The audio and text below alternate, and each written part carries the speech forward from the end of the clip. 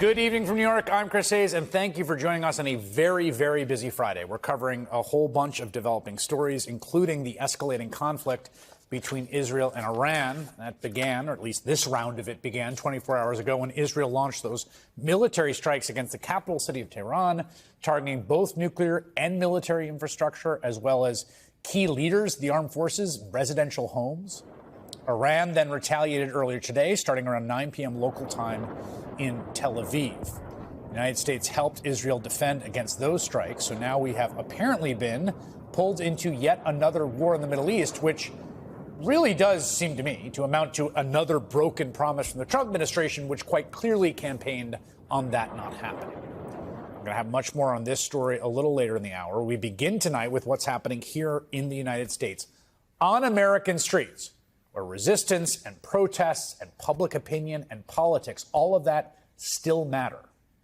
Across many, many different fronts today, the country is locked in a kind of arm wrestle between Donald Trump's desire to subjugate the country under his rule and the people's desire to not be governed unilaterally by a king. This conflict, of course, perhaps most pronounced in Los Angeles, where Trump has deployed the National Guard against the wishes of the state Democratic governor.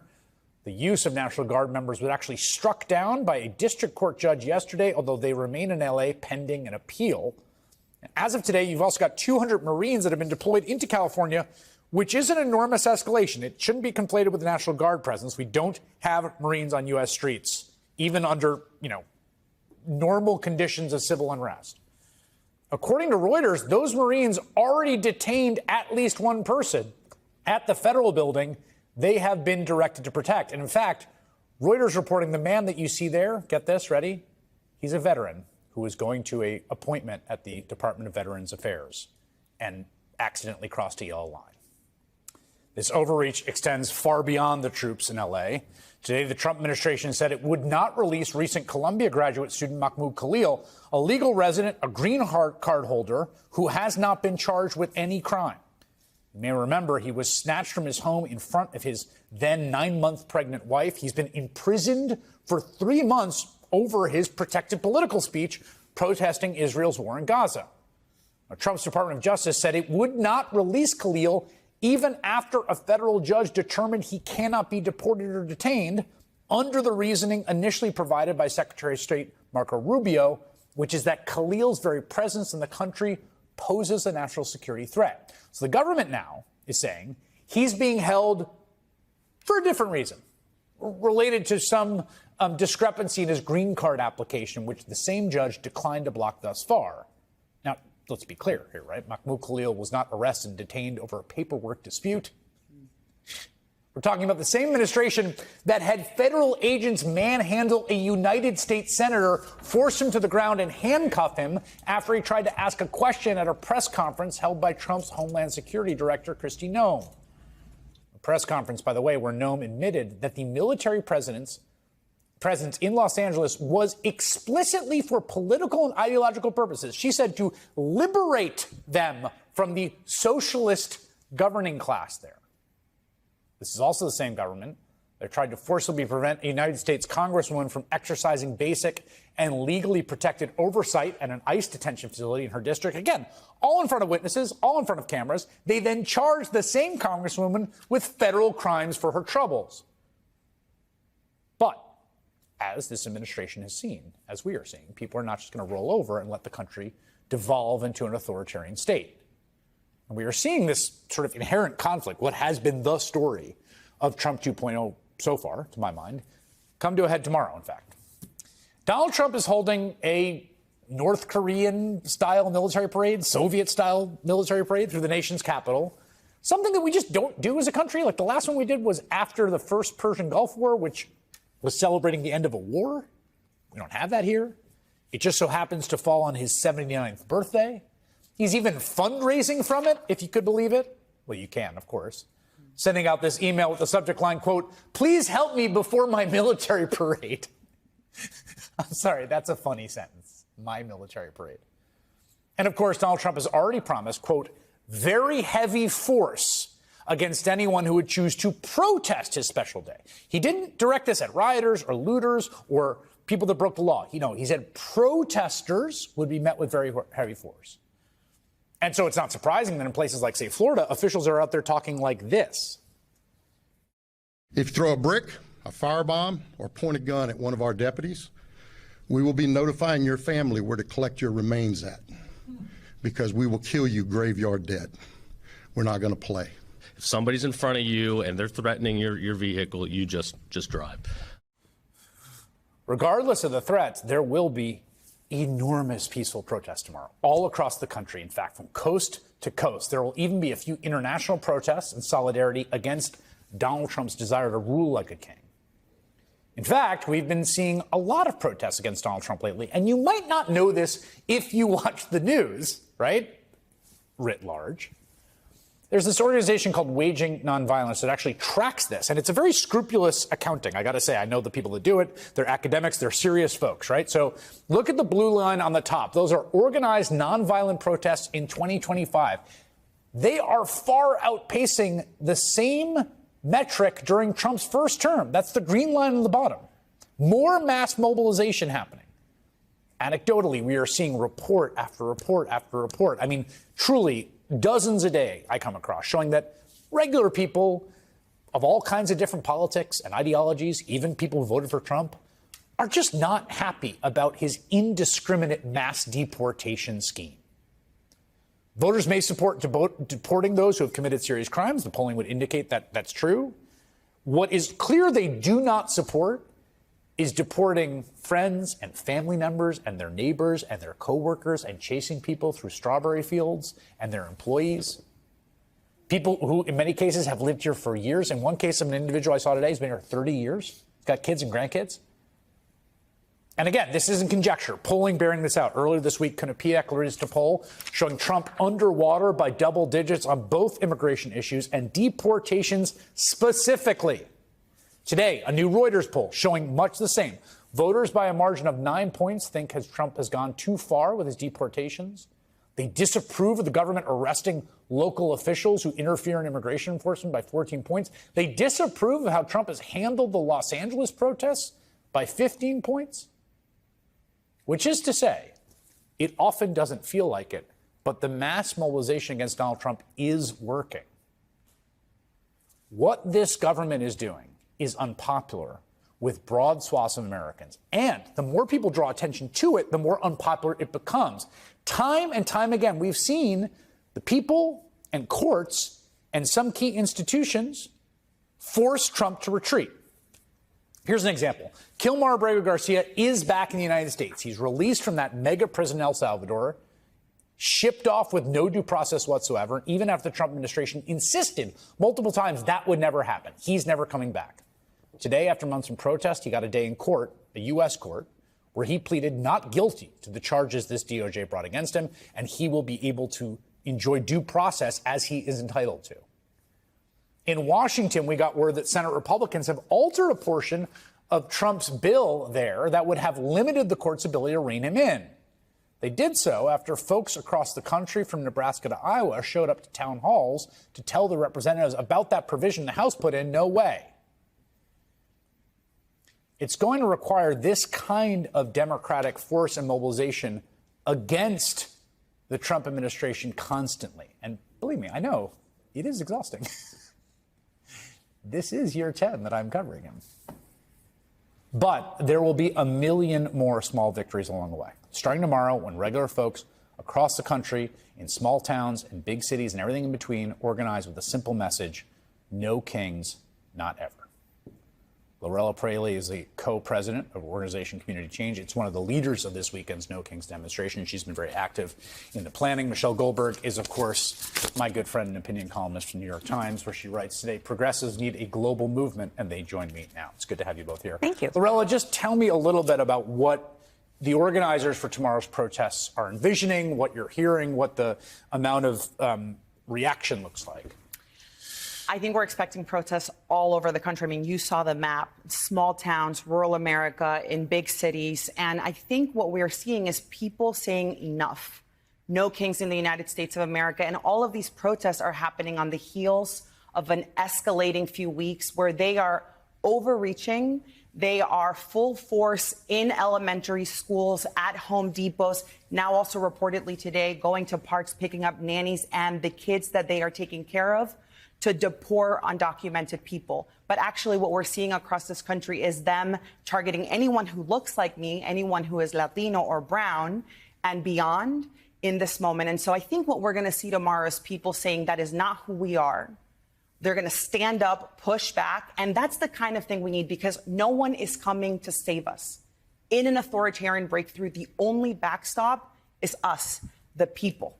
And that's what you're going to see tomorrow. You know, one of the things that they do in their toolkit is project supreme confidence all the time, right? And I have to say, it can be quite effective. Like, there were all these stories, you know, and I think they were probably true of, like, Trump people, like, thrilled with how Los Angeles is going. Like, ha, we have you, you dumb libs. You've walked right into our trap. And can I just say that the mainstream media falls for it often, all right? The time. You constantly be like, oh, this isn't going to be good for Democrats. You know, how are Democrats going to answer the kind of 10 people who've thrown a rock or set a Waymo on fire? And then it's also gratifying to me, like, when I saw a senator being wrestled around, I'm like, that doesn't, I mean, I'm not the median voter, but I don't think people like that. That doesn't look good. And, like, again, we're not crazy.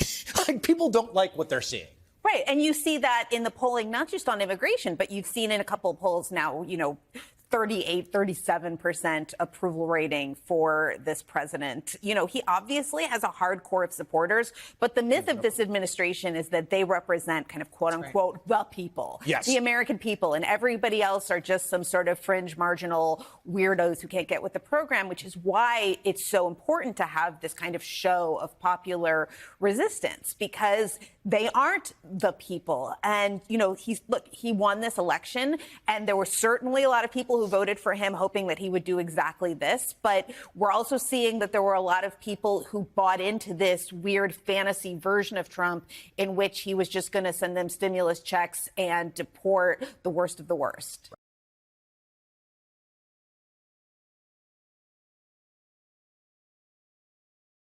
This makes Washington look pretty feckless, right? Because one of two things is true. Either Donald Trump did not want this to happen, wanted Steve Witkoff to go there this weekend, and Israel bombed Iran and killed the person that was overseeing those negotiations with Steve Witkoff, or Donald Trump, when he went to the Gulf Arabs a few weeks ago, lied to them in saying that he wanted an Iran deal. Neither of those is a particularly good look for the United States. Either we're being duplicitous about matters as important as whether or not we're seriously pursuing a diplomatic deal, or we're just being ignored by Bibi Netanyahu, who went ahead with a military strike over the objections of Donald Trump on the eve of really important nuclear talks. Either way, I don't think we're a trustworthy partner for people in this region around the world. And that's my concern for U.S. interests. Beyond what could happen in the Middle East, this could go right or it could go wrong. We don't know. We'll have to see. But for the U.S., it just kind of feeds into this notion that the chaos and the violence around the world that Donald Trump said he was going to end, whether it's in Gaza or Iran or Ukraine, has just gotten worse since Donald Trump has taken office. You know, this is such an important point, because the reality of the situation is the negotiations, they needed to take place in order to get some kind of deal. And I think it's important for people to understand that the last time the United States was able to negotiate a nuclear deal with Iran, it took not just months, it took years. And we're supposed to believe that Steve Witkoff, the mogul, the business mogul, can come in less than 6 months and negotiate another nuclear deal. I am kind of blown by that. But as we stated, I know as Andrea brought up, the president has said he thinks the talks should continue. But, you know, Iranian state media and the Oman News Agency are reporting that officials from Iran say that the talks are now suspended, that they are not happening. So now there's no conversation, no deal, and chaos. Mr. Ambassador, what is... You couldn't have said it any better, Simone. The fact remains is that Witkoff, to his credit and to the credit of those in the administration, came up with an ingenious idea. They were going to try to convince the Iranians that they could continue to enrich uranium outside of Iran, and what was going to be some sort of consortium arrangement that the administration was trying to sell with the Gulf states. Okay? The Supreme Leader said at the beginning of these talks, no way, Jose.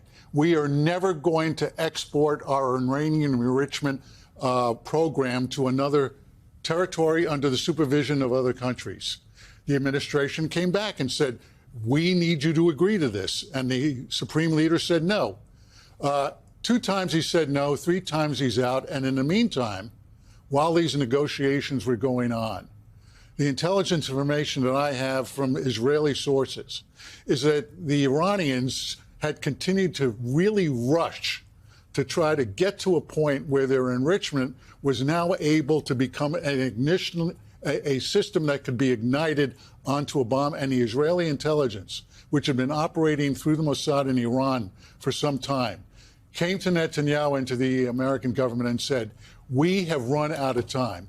And it's just also convenient that Benjamin Netanyahu survived the no confidence motion and is not, can therefore not be blamed, so to speak, by his own people for going to war with Iran in order to preserve his coalition. Well, let me just pick up a thread here, because I think Ben is absolutely right. My information has been that on his last visit, Netanyahu came to Washington to get the go-ahead for U.S. air cover for Israeli special forces operations to go after the nuclear facilities in Iran, including Fordo, the underground operation. That's proactively, or if Iran retaliates? No, proactively, for a strike. And that, to his dismay, in the very trip where he came here seeking the green light for a very different operation than the one that took place, the president, in his presence, in front of the cameras in the Oval Office, as he is wont to do, announced, wouldn't it be a good idea to have direct talks with Iran? Direct talks, not the indirect talks, direct talks. And Netanyahu was completely, angry, dismayed, rejected. I mean, he came here under the cover of talking about tariffs, but it was really to get approval for a major joint operation. And in the interim, of course, the president did his Gulf trip, bypassing Israel significantly and getting sign-on for the continued negotiations to try to come up with a deal with Iran on the nuclear piece. What Netanyahu has never wanted is negotiations on a nuclear deal. Not when Obama tried it. He went to Congress. He got the Republican speaker, remember, to, insulting the White House well, you were there. You know all about that. I mean, that was just crazy. A mess.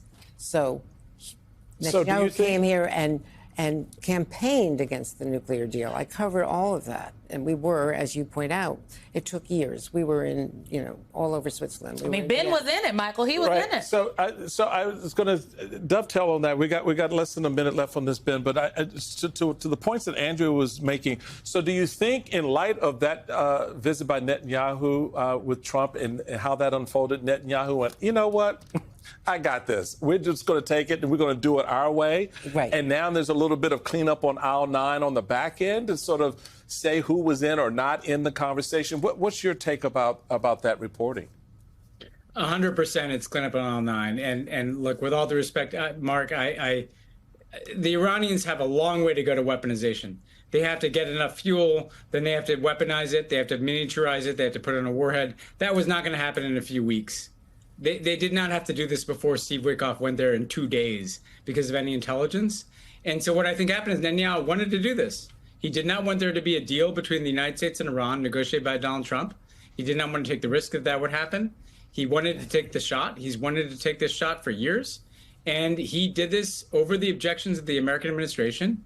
And Donald Trump took a look at that and was like, well, I can do 2 things. I can either get on board with this, or I can say that I was against this. And now he's trying to pretend like this is something he wanted to do when he didn't want to do it.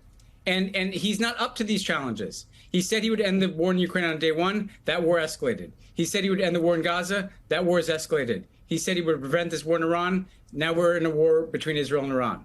That's what's happening. And he's just not up to dealing with the complexities of these challenges. More breaking news overnight. An appeals court pausing a lower court's ruling that gave control of the California National Guard back to Governor Gavin Newsom.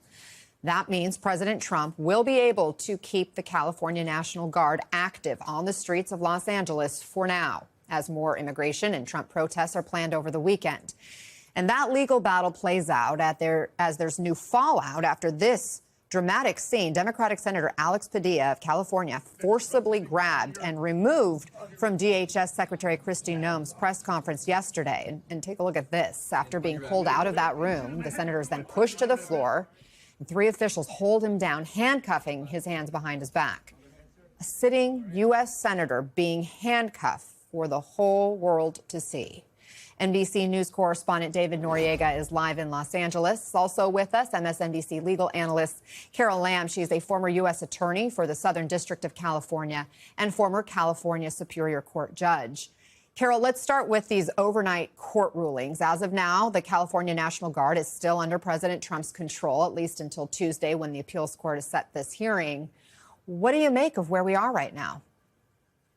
Well, Anna, this wasn't completely unexpected that the appellate court was going to step in and perhaps put a pause on the district court judge's ruling that came out yesterday. They did it very quickly, but even Judge Breyer on the district court said he wasn't going to have it take effect. He wasn't going to have his ruling take effect until noon today, suggesting that he expected there would be an appeal by the government, and that the Ninth Circuit would perhaps want a chance to weigh in here.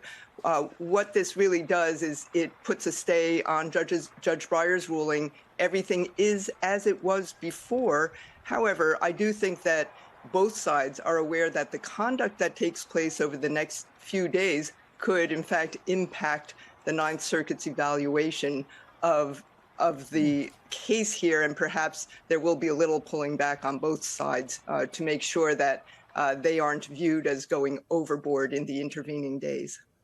So Judge Breyer, again, the brother of Justice Breyer, he is this lower court judge who ruled for California before the appeals court had paused it, and he did not mince words. Judge Breyer saying, quote, "We're talking about the president exercising his authority, and the president is, of course, limited to his authority. That's the difference between a constitutional government and King George." Carol, this judge ruled very quickly, and he actually went beyond what the state had asked for. He called the president's actions pertaining to the National Guard illegal. Where do you think this is headed, and how long could this legal battle end up lasting? Well, it may not seem like things are moving very fast to people on the ground, but for the court system, this actually is pretty fast. The Ninth Circuit said the state can actually file their papers on Sunday, and then the federal government can file their papers on Monday, and then there will be oral argument by Zoom on Tuesday. So there will probably be a decision from the appellate court sometime maybe Tuesday or Wednesday. Maybe it will go longer than that. But then there will undoubtedly be an appeal to the Supreme Court. The Supreme Court can decide to accept that case for appeal, or it may decide not to. That remains to be seen. But if the Supreme Court decides to take this issue up on appeal, that will have a slightly longer briefing schedule because, of course, what the Supreme Court says applies everywhere in the nation. Yeah, David, as these court cases are playing out, protests continue in Los Angeles, multiple arrests. Did we see any major clashes last night?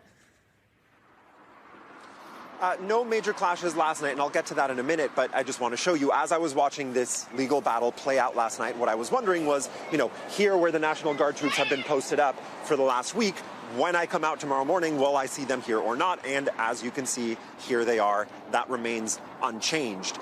The dynamic of the protests, what we've been seeing is protesters coming out in the late afternoon and into the evening. The numbers have been dwindling, but they're still substantial, protesters in the several hundreds. And there are, the atmosphere has become very peaceful, very celebratory, pretty joyous. And then going into the evening, there are some tense moments, confrontations, and usually arrests numbering in the dozens from local law enforcement, the LAPD. I do think the confrontations that do happen more as a result of the pretty overwhelming and aggressive posture of law enforcement in the face of these protests rather than the behavior of the protesters themselves. What I've observed is that law enforcement isn't allowing protesters to gather in one place for a very substantial period of time at all before they start kettling them, displaying pretty quickly resorting to less lethal munitions, and bringing in mounted troops, that kind of thing, and just trying to clear people. That means that the tactics have shifted a little bit to more kind of wildcat marches where these groups of people move quickly down the streets of downtown LA.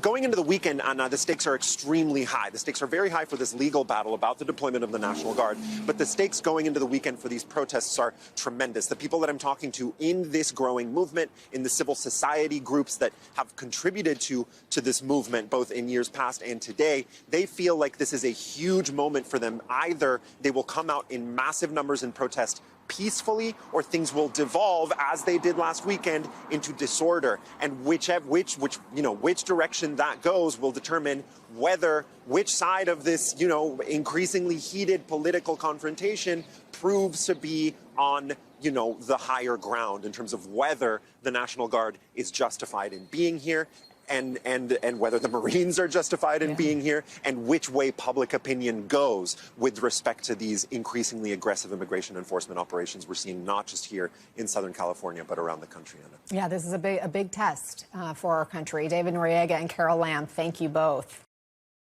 And this whole show of force, the military parade, the heavy-handed ICE raids, the crackdown on protests, it's all adapted from the playbooks of the foreign leaders Trump has long admired. Strongmen like Vladimir Putin, Kim Jong-un, and even Benjamin Netanyahu. Leaders who Trump has gone out of his way to publicly praise and align himself with. At times, he even fawns over them. It's creepy sometimes. He defends them when most other world leaders are not, when they certainly don't deserve to be defended. And overall, he emulates their styles of governing. But here's the thing.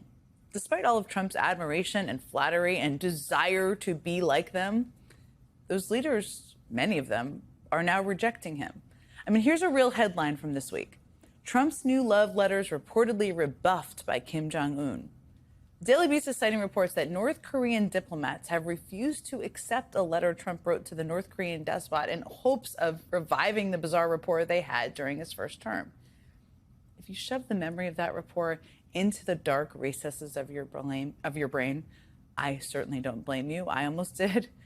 But it's worth remembering the fact that Trump, back in 2018, said that he and Kim Jong-un, the North Korean dictator, fell in love through their exchanges. We went back and forth and we fell in love, Trump said. No, really. He wrote me beautiful letters, and they were great letters. And now Trump's second chance, I guess, at love with the dictator has been flatly rejected. That's not even the most embarrassing story. There are others. I mean, for decades now, even before his political career, Trump has sung Putin's praises, trying so desperately to get on the Russian leader's good side. This feels like a very long time ago, and it is a very long time ago. But back in 2013, Trump actually tweeted this. Do you think Putin will be going to the Miss Universe pageant in November in Moscow? If so, will he become my new best friend? There's a tweet for everything, isn't there? Now, that tweet obviously encapsulates Trump's years-long pursuit, which only got thirstier after he was elected president. Something, of course, they were eager to help him with, as we all remember. I mean, I suppose Trump's logic might be, maybe I owe them, or if I befriend Putin, the Kremlin will do whatever I want, which is obviously not how it has worked out at all. I mean, every time Trump has attempted to end the war in Ukraine, like he said he would, remember his vow to end the war in 24 hours? Every single time Trump has tried to fulfill that promise, at every turn, Putin has rejected him. In fact, Russia has only escalated the war into dangerous new territory. And big surprise, Putin isn't the only strongman leader who has embarrassed Trump. Israeli Prime Minister Benjamin Netanyahu is another example. Now, Netanyahu and Trump have a bit of a complicated history, I guess you could call it. But there's always been some form of love and affection between the two. I mean, during the election, Bibi visited Trump at Mar-a-Lago, where Trump reassured reporters that the two always had a great relationship. But guess what? After Trump was elected, when push came to shove, Bibi Netanyahu rejected Trump. I mean, on Monday, Trump explicitly told Netanyahu and Israel not to bomb Iran given the diplomatic negotiations over a nuclear deal. And then, just 3 days later, Israel bombed Iran. Now, as a result, just over the span of the last 24 hours or so, Israel and Iran have launched multiple waves of airstrikes against one another. The Middle East, once again, could be on the verge of exploding into a wider regional war. The United States is shifting its military resources, including ships in the Middle East. American air defense systems and a Navy destroyer are being used to help Israel shoot down incoming ballistic missiles from Iran, despite the White House saying they weren't going to be involved. No matter how many reporters Trump calls up to say, actually, these strikes are excellent to try and make it, I mean, that's what he's doing. He's calling all these reporters. He's basically doing that to try and make it seem like he wanted them all along. What is abundantly clear is that Trump is getting a bit played here. I mean, Netanyahu wanted to do this.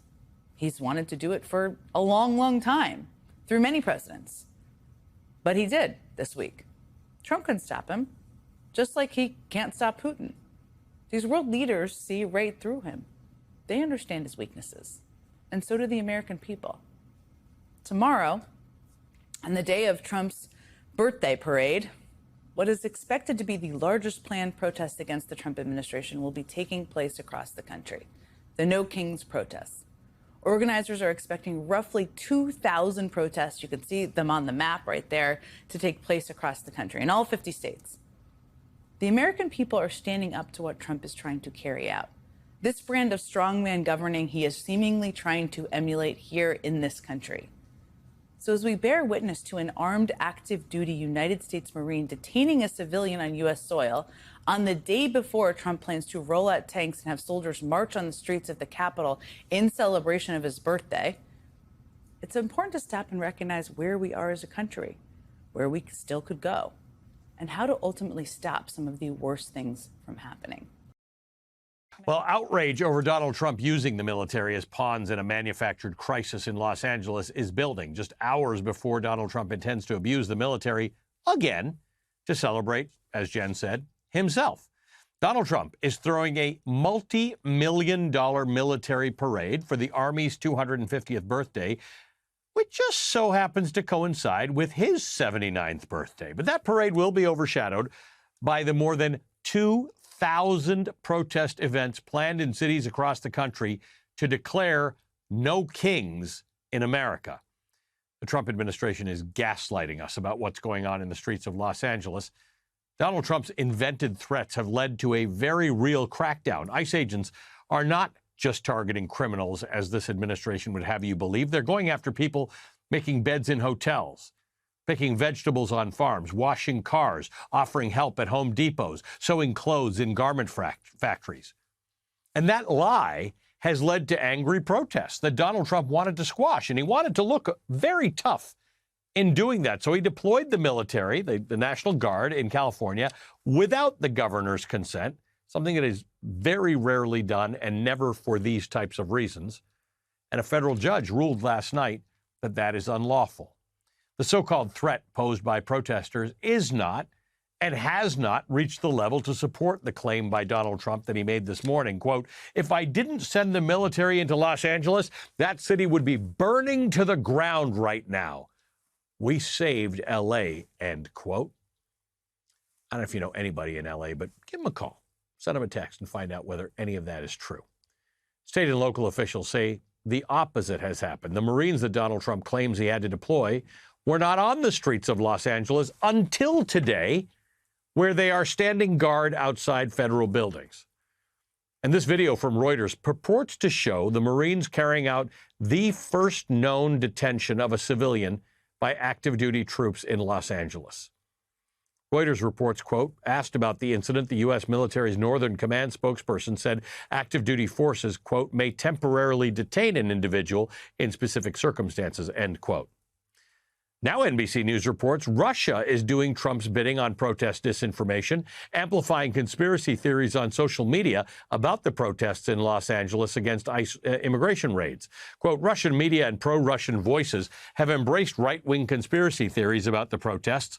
Right-wing American voices online are pushing the idea that the protests in Los Angeles are not what they appear, and that a secret leftist cabal tied to Democratic politicians is orchestrating unrest, end quote.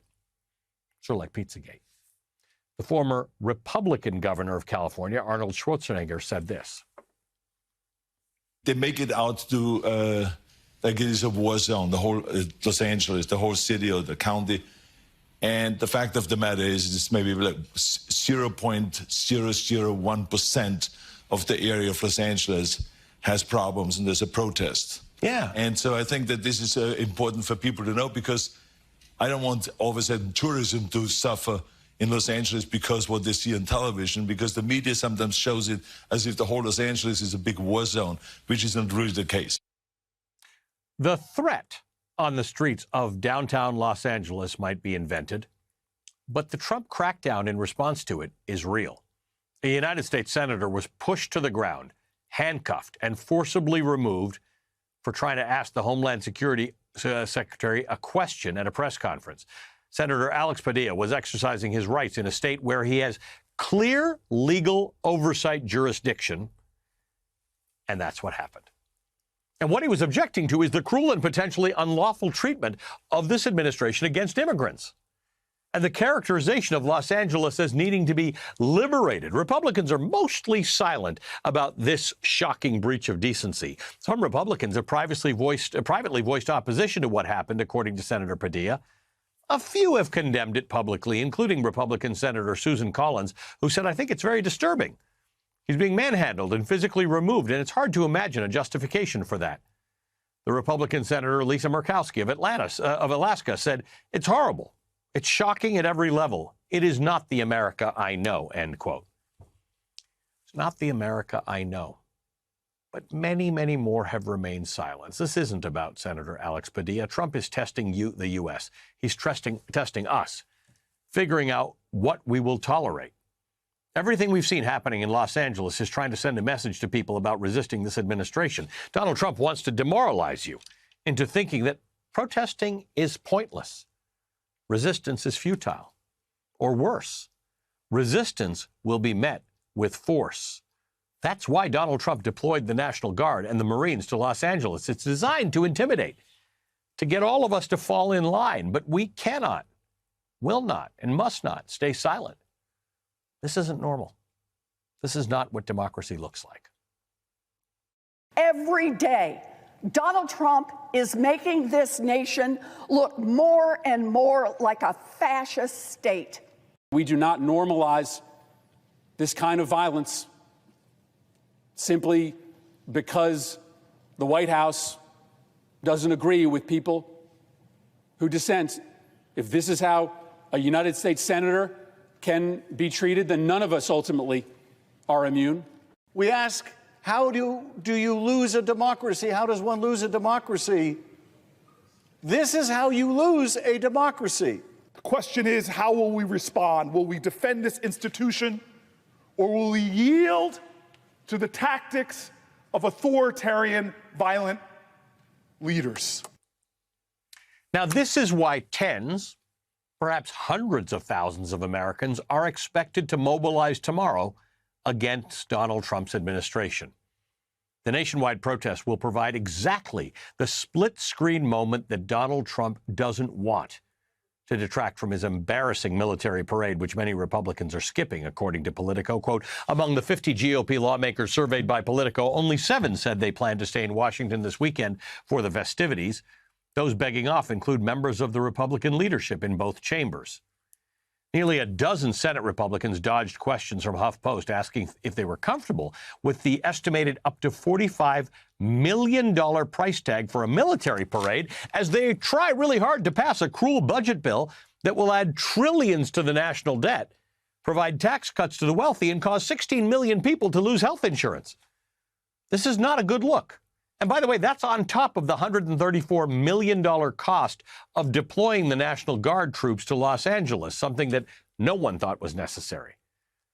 The political cartoonist J.D. Crowe dubbed Donald Trump's military parade, quote, democracy death march in progress, adding, quote, real U.S. presidents don't need a military parade to feed their ego. That's what authoritarian dictators do. Governor Gavin Newsom summed up what he thinks a military parade actually means for Donald Trump. It's a vulgar display. It's the kind of thing you see Kim Jong-un, you see it Putin, you see it with dictators around the world that are weak and just want to demonstrate strength. Weakness masquerading as strength. To fet the dear leader on his birthday, what an embarrassment. Honestly, that's about as small as it gets. How weak do you have to be to commandeer the military to fet you on your birthday in a vulgar display of weakness? That's Donald Trump. But just because Donald Trump is throwing himself a military parade in the style of Russia or North Korea does not mean that America is like Russia or North Korea. And tomorrow's protests demonstrate why, despite Donald Trump's actions, America is still a democracy. My first guest tonight, M. Gessen, told the New York Times, quote, "We're dealing with an anti-democratic force that aims to continuously reduce the space available for action, whether it's action by journalists or action by lawyers or action by academics. For any group of us to act in our particular fields, that space is shrinking. So when we find our footing after a shock, we need to take stock of the space that's available and take advantage of all of it," end quote. Joining me now is the aforementioned M. Gessen, opinion columnist at the New York Times. M, good to see you. Thank you for being with us. I really want to explore this concept about the space in which you and I exist being shrunk, and what you say we're supposed to do. When we absorb the shock of it all and we come back out, we evaluate the space around us. Tell me what that means to our viewer.